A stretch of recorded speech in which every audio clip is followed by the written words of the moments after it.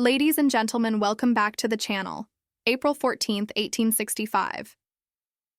The Civil War was effectively over. The Union had prevailed.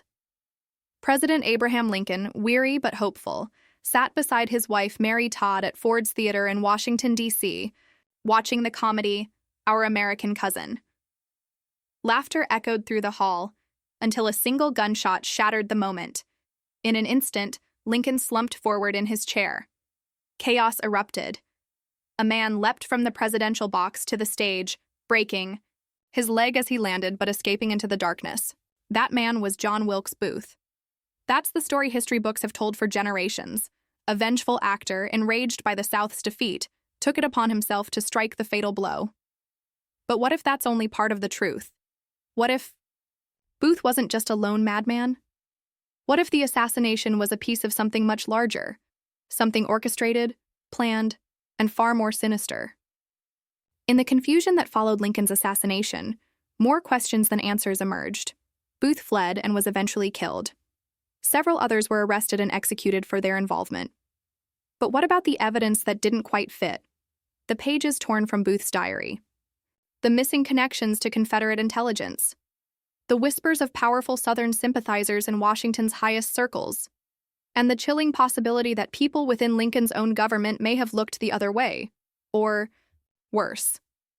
Flash visuals of classified documents, Booth's coded messages, names like Jefferson Davis, Edwin Stanton, and even Vice President Andrew Johnson begin to appear, flickering across the screen like ghosts from a hidden chapter of history. Rumors of cover-ups, military tribunals, and coerced confessions swirl in the background. This video dives into the shadows of one of America's most defining events. We're pulling apart the seams of the official story, examining the clues left behind, and asking the question that still haunts historians to this day. Was John Wilkes Booth really acting alone? Or was Abraham Lincoln's assassination the result of a deeper conspiracy? Stay with us. The truth might not be what you've been taught. By April 1865, the Civil War, the bloodiest conflict in American history, was finally drawing to a close. The Confederacy was crumbling. Richmond had fallen, General Robert E. Lee had surrendered at Appomattox, and after 4 long years of unimaginable death and destruction, the Union was whole again. For many, it was a moment of relief. For Abraham Lincoln, it was a chance to rebuild the nation, not with vengeance, but with reconciliation. Lincoln's vision for Reconstruction was rooted in healing. He famously spoke of malice toward none, with charity for all. He wanted to bring the seceded Southern states back into the Union swiftly and with as little punishment as possible. He opposed the idea of retribution and saw the need to mend, not deepen, the wounds of war. This made him immensely popular among some, but deeply unpopular among others. Radical Republicans in Congress thought his approach was far too lenient. And many Southerners, especially die-hard Confederates and those who had lost everything in the war, saw Lincoln not as a peacemaker, but as a tyrant. In the defeated South, resentment simmered just beneath the surface. Entire towns were in ruins. Farms had been torched, railroads ripped apart, and families torn asunder. The end of slavery meant a fundamental upheaval of the Southern economy and social structure. Former Confederate soldiers returned home not to peace, but to uncertainty. And many blamed Lincoln personally for the devastation they now faced. To them, his assassination would be seen not as a crime, but as justice. Back in Washington, D.C., the mood was no less volatile. Though the war had ended, tensions remained sky high. Lincoln had just begun to implement his Reconstruction policies, which included granting pardons to former Confederates and laying the groundwork for the 13th Amendment. But he also faced fierce political opposition from within his own administration. Members of his cabinet were divided, and infighting among political factions was intense. At the same time, rumors and conspiracy theories swirled through the streets of the capital. Confederate spies had long operated in Washington during the war, and many believed they hadn't all disappeared just because the fighting had stopped. Newspapers speculated about secret plots. Some whispered that Confederate President Jefferson Davis had dispatched agents to carry out one final act of rebellion. Others suspected that Southern loyalists still in the North were conspiring to disrupt the fragile peace.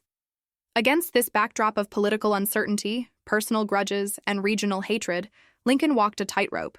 He had won the war, but the peace was far from secure. The country was still fractured, and the president's life, whether he knew it or not, was in grave danger. As Lincoln moved through Washington in those final days, visiting battlefields, attending meetings, giving speeches, he remained hopeful. But not everyone shared that hope. And in the shadows of this fragile new era, a deadly plot was already in motion. John Wilkes Booth was, by all outward appearances, a rising star. Born into a famous acting family, his father, Junius Brutus Booth, was one of the most celebrated actors of his time. John grew up in the shadow of celebrity and cultural prestige. He was handsome, charismatic, and a skilled performer in his own right. But behind the curtain, Booth harbored a seething hatred for the Union cause and a fierce loyalty to the Southern Confederacy. Unlike his older brother Edwin Booth, a staunch Unionist, John Wilkes Booth was a rabid Confederate sympathizer. He believed Abraham Lincoln was a tyrant who had destroyed the Constitution and trampled the rights of the South. As the war dragged on and the Confederacy collapsed, Booth's frustration turned to rage. He wasn't content to simply oppose Lincoln in spirit. He wanted to act. Originally, Booth didn't set out to murder the president. His initial plan, developed in late 1864 and early 1865, was to kidnap Lincoln and ransom him in exchange for Confederate prisoners of war. Booth gathered a network of co-conspirators, including Lewis Powell, David Harold, and George Atzerodt. They plotted to seize Lincoln during one of his public appearances and spirit him away to Richmond. But the plan fell apart multiple times, largely due to Lincoln's unpredictable movements and tight security. As the Confederacy fell and hope of a Southern resurgence faded, Booth abandoned the idea of kidnapping. In its place, he conceived something far darker. April 14, 1865. It was Good Friday. Earlier that day, Lincoln had met with his cabinet and discussed a future where Black Americans would have the right to vote, a radical and dangerous notion in the eyes of Booth and others like him. That night, the Lincolns planned to attend a play at Ford's Theater. Word of the president's attendance had been widely circulated. Booth, who knew the theater inside and out, saw his opportunity. He slipped into the theater sometime after 9 p.m., navigating backstage with ease and entering the presidential box shortly after 10. Armed with a .44 caliber Derringer pistol and a hunting knife, Booth waited for a well-timed line in the play that would elicit laughter and cover the sound of the shot. When it came, he stepped forward and fired a single bullet into the back of Lincoln's head. Major Henry Rathbone, seated near the president, lunged at Booth, who slashed him with the knife before leaping over the railing and down to the stage below. As he landed, Booth shouted something. Reports differ, but most agree it was either "Sic semper tyrannis" or "The South is avenged." Despite breaking his leg in the fall, Booth escaped into the night. What followed was one of the largest manhunts in American history. Booth fled on horseback into the Maryland countryside, aided by a few loyal Confederate sympathizers and accompanied by David Harold. For 12 days, they moved under the cover of darkness, hiding in thickets and barns, trying to cross into Virginia. The nation was gripped with shock and horror. Federal troops scoured the region, armed with wanted posters and a $100,000 reward for Booth's capture. His final days were desperate and delusional. Booth believed he would be hailed as a hero in the South. But news of Lincoln's death had not brought celebration. It had brought grief and fury. Even among former Confederates, Booth was seen not as a savior, but as a traitor who had destabilized an already fragile peace. On April 26th, Union soldiers cornered Booth and Harold in a tobacco barn on the Garrett farm in Virginia. Harold surrendered. Booth refused. The barn was set ablaze. In the confusion, a Union soldier named Boston Corbett fired a fatal shot, striking Booth in the neck. He died hours later, paralyzed and in agony, reportedly whispering his final words, "Useless, useless." But Booth's death did not end the mystery. If anything, it deepened it. For even in his final moments, he had refused to reveal the full scope of his plan, or who else might have been behind it. And that's where the conspiracy begins. Mary Surratt's boarding house in Washington, D.C., was more than just a place to rent a room. It was the central hub of the conspiracy. Located on H Street, the home she owned and operated became the meeting ground for John Wilkes Booth and his circle of co-conspirators. Though Mary Surratt maintained her innocence until the end, the evidence against her suggested she played a key logistical role, delivering messages, storing weapons, and arranging meetings. Her son, John Surratt Jr., was also involved, though he managed to flee the country before he could be arrested. Lewis Powell, a tall and imposing figure, was assigned the most gruesome task of all, murdering Secretary of State William H. Seward. On the night of April 14th, while Booth struck at Ford's Theater, Powell forced his way into Seward's home under the pretense of delivering medicine. What followed was a frenzied and violent attack. Powell stabbed Seward repeatedly in the face and neck, severely wounding him and several others in the household. Miraculously, Seward survived, thanks in part to a metal neck brace he had been wearing due to a recent carriage accident. Meanwhile, George Atzerodt was supposed to assassinate Vice President Andrew Johnson.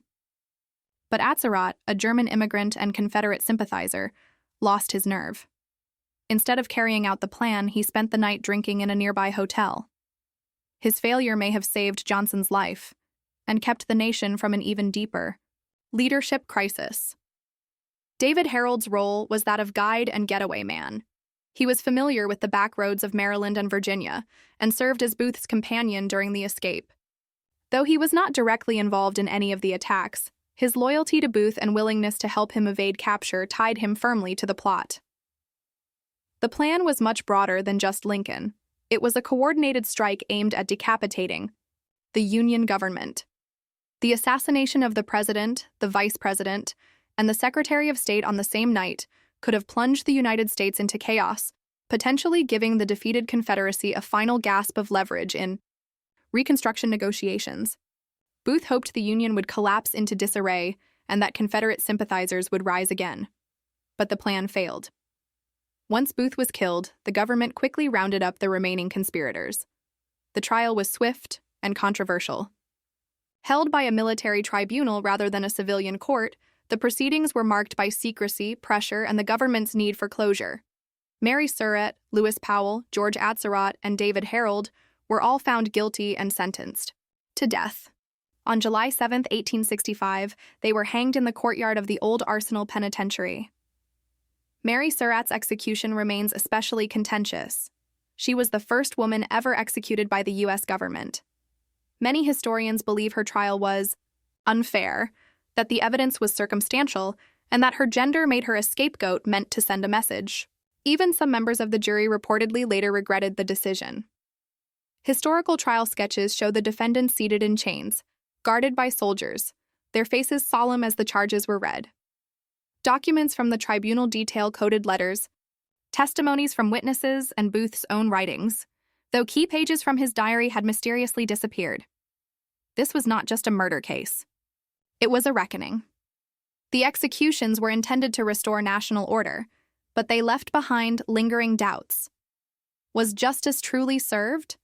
Or had the deeper truth been buried along with the conspirators? The official story ends here. But the conspiracy theories begin to spiral. Because for many, the web of Booth's plot didn't stop at Mary Surratt's boarding house. It stretched higher, deeper, and darker than anyone dared admit. The official account of Lincoln's assassination ends with Booth's death in a burning barn and his co-conspirators swinging from the gallows. But almost from the moment the smoke cleared, a darker undercurrent took hold. Whispers of deeper conspiracies, of political cover-ups, of a plot much broader than John Wilkes Booth and his ragtag band. So now we pull back the curtain and dive into the deep-seek realm of mystery. Who else might have been involved in the death of Abraham Lincoln? Let's start with the Confederate connection. Booth was undeniably a Southern sympathizer, but did he have help from higher up, perhaps even from the remnants of the Confederate government? Some theories suggest Booth's plot wasn't entirely his own, but rather the last desperate act of a crumbling Confederacy. Documents recovered from Richmond hint at clandestine operations involving espionage and subversion, and there were known Confederate spy rings operating in Canada, such as the so-called Confederate Secret Service. Some believe Booth received funding or logistical support through these channels, possibly even orders from high-ranking officials like Judah Benjamin or John Surratt Jr., who fled to Europe after the assassination. However, hard evidence is scarce, and many historians see this theory as more circumstantial than substantive. Then there's the Catholic Church conspiracy, which revolves around Mary Surratt's devout Catholic faith. Anti-Catholic sentiment was rampant in 19th century America, and this theory played into the xenophobic fears of the time. Some claimed that the Vatican, through Jesuit agents in the U.S., orchestrated Lincoln's death to punish him for promoting religious freedom or weakening Protestant influence. This theory gained traction with fringe writers, particularly in Europe, but it was based more on prejudice than proof. No credible evidence has ever tied the church to the plot. Still, Mary Surratt's conviction helped feed the flames of suspicion and played into a broader narrative of scapegoating immigrants and Catholics in post-war America. Now, things get even murkier with the idea that Union officials, possibly even members of Lincoln's own cabinet, had something to gain from his death. Edwin Stanton, the Secretary of War, is the center of this theory. A brilliant but calculating man, Stanton was one of the key figures in the immediate aftermath of the assassination, taking control of the investigation and the manhunt. Some theorists claim Stanton may have had political motives. Lincoln favored a lenient Reconstruction plan, while Stanton and radical Republicans wanted harsher punishments for the South and sweeping reforms. Lincoln's continued leadership might have slowed that agenda. Those who support this theory point to Stanton's decision to suppress certain documents and control witness testimony. Others note that Booth's diary had several missing pages when it was turned over to federal authorities, pages that might have named high-level co-conspirators. Still, despite the intrigue, there is no conclusive proof of Stanton's involvement, and mainstream historians largely dismiss this theory as speculative. And then comes the most persistent and bizarre thread of all: did Booth actually die at Garrett's farm? According to this theory, the man killed in the barn wasn't Booth at all, but a look-alike. Perhaps James William Boyd, a Confederate agent and former POW. Supporters of this theory cite discrepancies in eyewitness accounts, differences in physical appearance between Booth and the corpse, and the suspiciously rapid burial under heavy guard. Some even claim Booth escaped to South America and lived under an alias, with supposed diary entries and deathbed confessions emerging decades later. The U.S. government did conduct a re-examination of Booth's remains in the early 20th century, but without modern forensic tools, they couldn't definitively confirm the identity.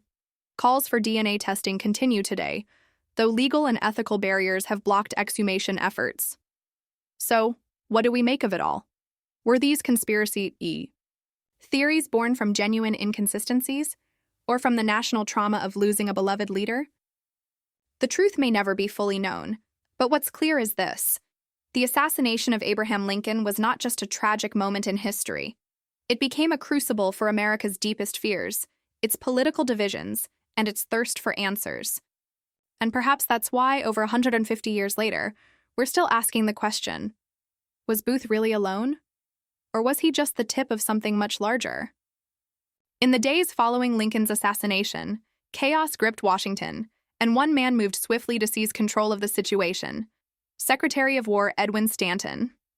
A fierce organizer and a master of logistics, Stanton immediately assumed command of the investigation, the press, and even access to Lincoln's body. He orchestrated one of the most aggressive manhunts in U.S. history, marshaling soldiers, detectives, and telegraph lines to track Booth and his accomplices across Maryland and Virginia. But Stanton's grip on the case wasn't just about catching a killer. It was about shaping the narrative. From the start, Stanton controlled what information was released to the public. He briefed reporters selectively, sealed witness testimonies, and ensured that the story that emerged aligned with a clear-cut version of events. Booth was the mastermind, aided by a small group of Confederate sympathizers. The military tribunal that followed, an unusual choice given that civilian courts were operational, moved with striking speed. Within weeks, the accused were tried, convicted, and sentenced to death. No appeals, no delays. Why the rush? Some historians believe the government's haste was rooted in fear. The Civil War had just ended, and the nation was exhausted, fragile, and reeling. A drawn-out trial might have exposed deeper divisions or revealed evidence of a broader conspiracy. If high-level Union officials or Confederate exiles were involved, the implications could have been catastrophic for the country's stability. So, closing the case quickly became a matter of national interest. at least in Stanton's eyes. There are documented examples of documents being sealed or disappearing altogether. Booth's diary, recovered after his death, was missing several pages. Stanton claimed the pages were irrelevant, but skeptics wonder whether they included names or clues that pointed beyond the known conspirators. At the time, few questioned this. The country craved closure. But in hindsight, the gaps raise uncomfortable questions. Was this about justice or about control? Meanwhile, Lincoln's assassination created a vacuum that Andrew Johnson filled, and the results could not have been more different than what Lincoln had envisioned. Lincoln had planned a forgiving Reconstruction, a healing process that would restore the Union while protecting newly freed African Americans. But Johnson, a Southern Democrat with little sympathy for the formerly enslaved, reversed many of Lincoln's priorities. He pardoned thousands of Confederate leaders, vetoed civil rights legislation, and enabled the rise of black codes in the South. The shift was so dramatic that some have speculated whether Lincoln's death was not only tragic, but convenient for those who opposed his post-war plans. Whether Stanton actively suppressed evidence to protect allies, preserve national unity, or simply because he believed it necessary for order, one thing is clear. The investigation into Lincoln's assassination wasn't just a pursuit of justice. It was also a battle over memory, power, and political legacy. And in that scramble, some truths may have been buried alongside the president himself. The assassination of Abraham Lincoln didn't just take the life of a president, it altered the trajectory of an entire nation at its most fragile moment. With the Civil War barely over and the country hanging by a thread, Lincoln's vision for a compassionate and unifying Reconstruction died with him on that April night in 1865. Lincoln had advocated for what he called a malice toward none approach. He wanted to bring the South back into the Union quickly, to offer amnesty, and to protect the rights of newly freed African Americans. His goal wasn't revenge, it was healing. But after his death, that vision was buried beneath a very different political reality. Andrew Johnson, his successor, lacked Lincoln's leadership and moral clarity. Under Johnson, Reconstruction became a missed opportunity, marked by leniency toward former Confederates and hostility toward civil rights. Freedmen's protections were rolled back, white supremacist violence surged, and the seeds of Jim Crow were planted. This shift didn't just affect the late 1800s. It shaped over a century of racial injustice in America. The failure to secure full freedom and equality during Reconstruction echoes through everything from the civil rights movement to the modern struggle for voting rights and police reform. Lincoln's assassination changed the tempo and tone of America's rebirth, and its aftershocks are still felt today. And perhaps that's why conspiracy theories about his death persist. When something so monumental happens, a popular president, killed just days after victory, a confusing and fast-moving investigation, loose ends left untied. The mind searches for deeper meaning. People want to believe there's more than just chaos or coincidence. The idea that Booth acted alone feels unsatisfying, almost too simple for an event that changed the course of history. The theories surrounding Abraham Lincoln's assassination, ranging from Confederate spies to Union power struggles, or even global conspiracies, have persisted for over 150 years. These ideas don't just stem from historical curiosity. They reflect a deeper collective discomfort. We are still trying to understand not only the specifics of Lincoln's death, but also the larger questions it raises. Why was he killed? What did his death mean for the nation? And how does such an event reshape history, leaving behind an enduring void of justice and closure? The mystery surrounding his assassination speaks to something more profound about the human experience. Our need to make sense of trauma? Lincoln's assassination was not simply an act of violence. It was a traumatic event that irrevocably changed the course of a nation's history. It left a gap in leadership at a moment of tremendous national upheaval, and that void is one we still grapple with today. Theories about who was behind the assassination and why, whether they involve conspiracies or individuals acting outside the norms of political authority, are part of an ongoing attempt to understand and make peace with that trauma. The enduring nature of these theories also reflects our discomfort with the idea that a single act, the pulling of one trigger by one man, could alter the fate of an entire nation. It's unsettling to think that such an important chapter of history could be so easily upended by a single individual. This notion forces us to confront the fragility of progress and the deep, unpredictable currents that shape history. In the end, Lincoln's death marked far more than the passing of a president. It marked the beginning of a legacy entangled in myth, memory, and unresolved questions. His assassination became a national trauma that still reverberates, not just because of who he was, but because of what his death represented, a fracture at the very moment the country was trying to heal. The continued speculation surrounding his assassination reflects more than just historical intrigue. It reveals how we process collective grief. Theories and debates arise not only from gaps in the historical record, but from a deep societal need to make sense of sudden loss, to assign meaning to tragedy. When a leader like Lincoln, who had come to symbolize unity, emancipation, and the hope of national reconciliation, is abruptly taken away, it leaves behind a narrative vacuum. And into that vacuum, generations have poured interpretations, suspicions, and symbolism. This is why Lincoln's assassination still matters. It remains a lens through which we explore the themes of justice, leadership, division, and legacy. The way we remember it tells us as much about ourselves as it does about that fateful night in Ford's Theater. It reminds us that history doesn't stand still. It is constantly being re-examined, reinterpreted, and redefined in light of who we are and who we aspire to become. Lincoln's story didn't end with a gunshot. It began a conversation that continues to this day. As we reach the end of this journey through one of America's most pivotal and haunting events, let's recap what we've uncovered. Abraham Lincoln's assassination wasn't just a tragic moment. It was a turning point in American history. We explored the final days of the Civil War, the tensions boiling over in Washington, the background and radical motivations of John Wilkes Booth, and the carefully orchestrated plan that extended beyond a single bullet in Ford's Theater. We examined the known conspirators and questioned whether the government's swift investigation and trial truly uncovered the full truth, or merely what was convenient to reveal. And we ventured into the shadows of alternative theories, the possibility of Confederate plots, political rivalries, cover-ups, and even the haunting idea that Booth may not have died the way we've been told.